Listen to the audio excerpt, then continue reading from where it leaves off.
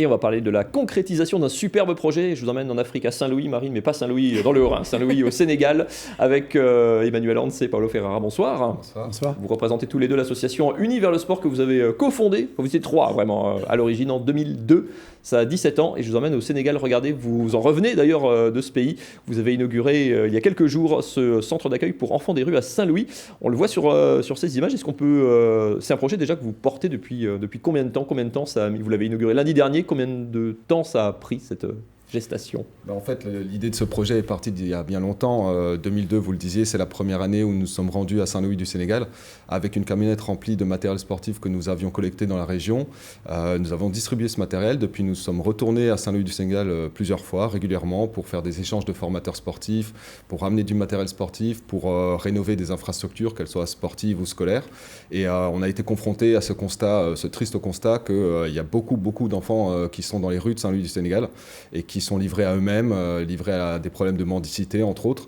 Et donc, on s'est dit qu'à l'image de ce qu'on avait fait au Mali avec notre école, qu'on avons construit en partenariat avec l'UNESCO, qu'on pouvait peut-être faire la même chose, voire peut-être plus encore, un projet plus d'envergure.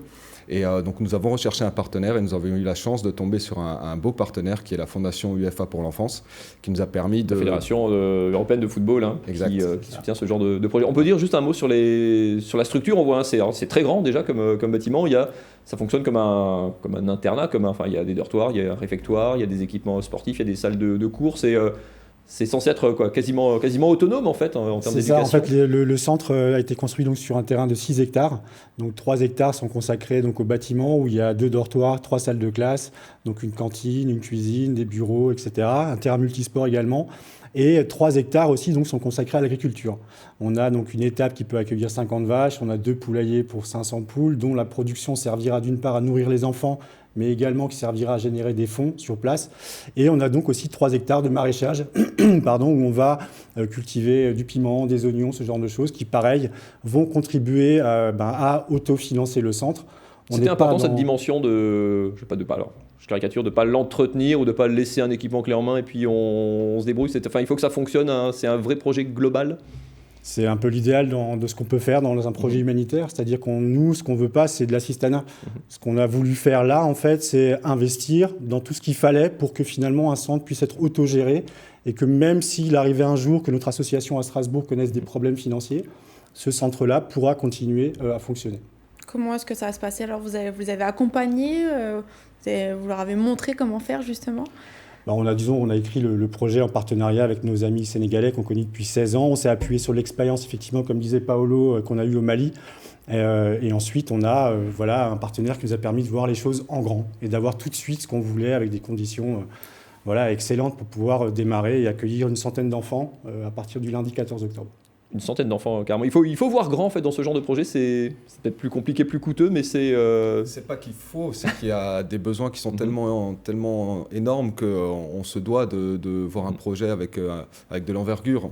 Sans enfants, c'est pas grand-chose par rapport à ce qui traîne dans les rues à Saint-Louis du Sénégal, mais c'est déjà énorme par rapport à ce que connaissent les Sénégalais là-bas. Il n'y a pas d'infrastructure de ce genre-là, pas d'infrastructure qui est allée aussi loin dans la démarche, notamment d'autofinancement, comme l'expliquait Emmanuel, pour que il n'y ait pas besoin de courir après des financiers tout au long de la vie de cette structure. Je vais vous faire rajeunir d'une quinzaine d'années. Vous parliez de la jeunesse de cette association, vous nous avez aussi fourni ces images. Regardez, c'était en 2002 justement précisément, le premier voyage. Alors plus pour l'anecdote, parce que vous êtes complètement toujours lié au sport, c'était 2002, c'est l'année de la Coupe du Monde de football. Vous étiez arrivé justement parce qu'il y avait un match Sénégal-France en plus en ouverture, en ouverture de la Coupe du Monde. Racontez-nous un peu cet épisode, c'est vraiment la jeunesse, c'est l'ADN de votre association quelque part. Ça nous permet de dire un petit mot pour le troisième qui n'est pas là, Ilan, qui fait toujours partie de l'association, qui est notre président, mais qui était en déplacement ce soir. Et oui, effectivement, là, on a vécu en 2002 2 mois absolument extraordinaires. Un peu galère parfois, on l'a vu. Un peu galère, mais c'est ce qui nous a finalement soudés et ce qui a finalement aussi permis que derrière, on ait la volonté de vouloir faire grandir et développer cette association qui, à la base, était juste entre guillemets, une idée entre amis d'aller mener un projet solidaire à la fin de nos études. En quoi le sport, c'est le point de départ? Enfin, on parle souvent des vertus du sport ici, en termes d'éducation, en termes de santé, de plein de choses. Les vertus du sport, c'est les mêmes là-bas, enfin, ou en tout cas, c'est un langage commun qui rassemble? C'est un langage universel, le sport. Vous sortez un ballon de foot ou quoi que ce soit, il n'y a pas besoin de savoir parler la même langue ou quoi que ce soit pour passer un bon moment. Et effectivement, toutes les valeurs du sport qui sont nobles, on les retrouve aussi dans la vie. Donc nous, on utilise le sport comme levier. On n'est pas là pour former les sportifs de haut niveau de demain, mais par contre, on utilise le sport pour transmettre ces valeurs-là qui sont nobles, qu'on peut retrouver dans la vie de tous les jours. Et c'est aussi la petite cerise sur le gâteau pour tous les enfants qu'on accompagne au sein de cette structure. D'ailleurs, les terrains du centre de Saint-Louis, il y a différents terrains de sport que vous ouvrez, enfin que vous avez souhaité ouvrir aux écoles du secteur aussi, pareil, parce que pour favoriser la pratique du sport. Justement, oui, en fait, le terrain multisport va forcément servir à nos pensionnaires, prioritairement, mais après, effectivement, on va inviter les écoles avoisinantes régulièrement pour qu'ils puissent aussi profiter des installations qui sont très peu courantes au Sénégal. Il faut savoir qu'il y a 2 gymnases dans l'ensemble du Sénégal. Je ne sais pas si vous voyez un peu quand même. Pour une basketteuse, c'est un drame. Hein, voilà, ici, on se pose des questions de savoir quel quartier a tel et tel équipement, etc. Là-bas, il y a 2 gymnases dans tout le pays. Donc forcément, quand on voit les images, ça peut paraître anodin, un terrain qu'on a construit. Mais non, c'est une richesse pour la région là-bas et on va essayer d'en faire profiter le maximum de monde, oui. Bravo, en tout cas, pour la concrétisation de ce superbe projet. Vous en revenez tout juste, hein, c'était l'inauguration, c'était lundi dernier. C'est ça. Si on veut donner un coup de main à Univers le Sport, tout le monde peut vous aider. On peut mettre les coordonnées de l'association, universLesport.com. Vous êtes toujours à la recherche de bonne volonté, d'argent, de... Oui, bien sûr, parce qu'on a aussi un volet local d'activité qu'il ne faut pas oublier, qui concerne 800 enfants chaque semaine à Strasbourg, avec des programmes qui allient de l'aide aux devoirs, des activités sportives, des séjours, de loisirs également.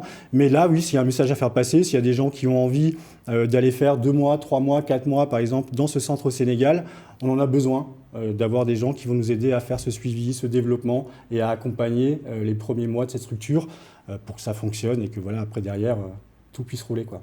Merci beaucoup Emmanuel Hans, Paolo Ferra d'être venu nous présenter ce superbe projet ce soir. Et puis, comme dit, accompagnez-les, aidez-les et puis venez toquer à leur porte, ils vous accueilleront à bras ouverts.